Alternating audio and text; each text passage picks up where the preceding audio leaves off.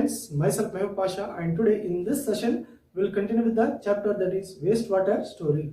Students, we will discuss the last one, that is suspended sludge removal. Okay, the clarified water still has to be cleaned further. Okay, so the clarified water still has to be cleaned further. So because of this, it is sent to an aeration. Okay, so it is sent to an aeration in which the air is pumped into the water. Okay, students, so the water is next sent to the another tank. So here in this tank, air is pumped into the water so that this air, okay, so this air allows the bacteria to grow. So what happened, when the bacteria will grow in this water, then these bacteria will consume organic waste, okay, so food waste and other elements. So these bacteria will consume all these elements which is present in the clarified water. So here in this tank, students, okay, so here in this tank the water is allowed to settle for several hours. Okay, so in this tank the water is allowed to settle for several hours, so that the waste materials will settle down at the bottom. So this waste material, okay, so this substance is called as what? Activated sludge. So then what happened, the water is removed with the, okay, so the water is removed from the top of the activated sludge with the help of machines or sand drying bed. Okay, so the water is removed from the top of the sludge with the help of machines or sand drying beds. Students, so this activated sludge, okay, so this activated sludge is dried and is used as an excellent manure. Okay, so this activated sludge is dried and can be used as an excellent manure. Students, now we'll see the chemical treatment of wastewater. Okay, students, so most of the time the clarified water contains harmful chemicals even though it is treated biologically and physically. Okay, so because of this, the water has to be treated chemically in order to remove the harmful chemicals. So how the water is cleaned chemically? So here the water is cleaned chemically with the help of disinfectants like chlorine and ozone. Okay, so with the help of chlorine and ozone, the water is cleaned chemically. So how the water is cleaned with the help of this? Okay, so often chlorine and ozone gas is introduced into the water which purifies it chemically. Students, now we will discuss, that is, why should we adopt better housekeeping practices. Okay, so now we will discuss why should we adopt this kind of better practices. Students, the sewage waste or the sewage water can cause several problems. Okay, so it can cause several problems like harmful diseases, unsanitary conditions, unhygienic conditions in the locality. As it causes these things, so we have to be more concentrate. Okay, so we have to be more considerate about producing the limited amount of waste. Students, now we'll discuss the better housekeeping practices that we have to be adopted.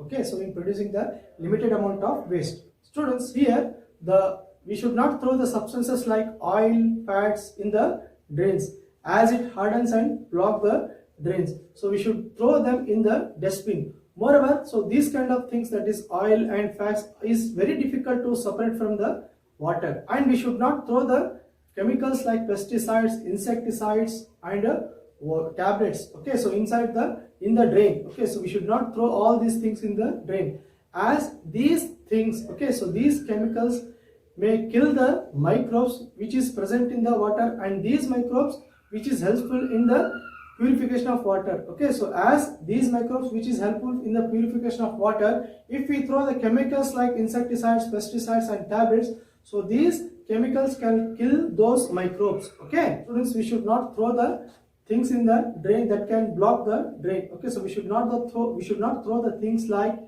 food remains, soft toys. Okay, so we should not throw the things like food remains, soft toys and other cotton. Okay, so other things. So we should not throw these kind of things which blocks the drain. Rather than we should throw these kind of things in the dustbin.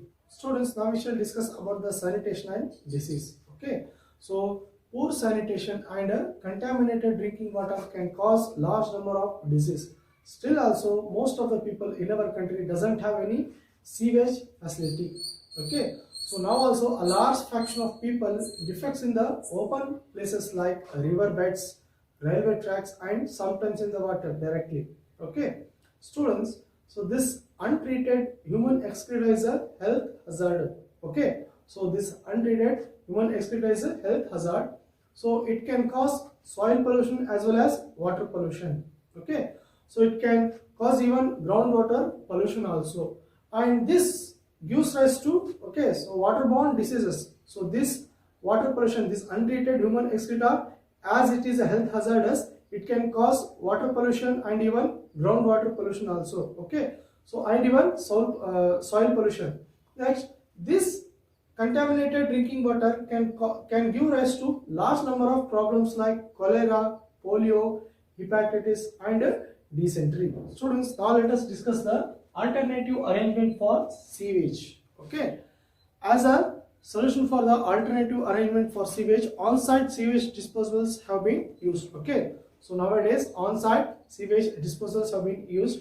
For example, so these three are the example, that is septic tank, chemical toilet, and composting toilets. So now we shall discuss one by one. Students, now let us discuss about the first one, that is septic tank. Okay, so this septic tank is often installed underground in houses or in other buildings like hospitals. Okay, so here in this septic tank, it allows the decomposition of waste. Okay, so it allows the decomposition of waste from home. Okay, so from home through the action of anaerobic bacteria. Okay, so it allows the decomposition of waste. Okay, so it allows the decomposition of sewage from home through the action of anaerobic bacteria. So now let us discuss about the second one, that is chemical toilet. Okay, so here in this chemical toilet, there's a separate compartment. Okay, so in this compartment, the human waste is treated with the chemicals to decrease its odor. So here in this chemical toilet, there's a separate compartment in which the human excreta is treated with the chemicals to decrease its smell or odor. Now let us discuss about the third one, that is composting toilets. Okay, so here in this composting toilets, the human waste is treated biologically. Okay, the human waste is treated biologically. So in storage tank, what happens? The anaerobic bacteria will decompose this human waste into compost.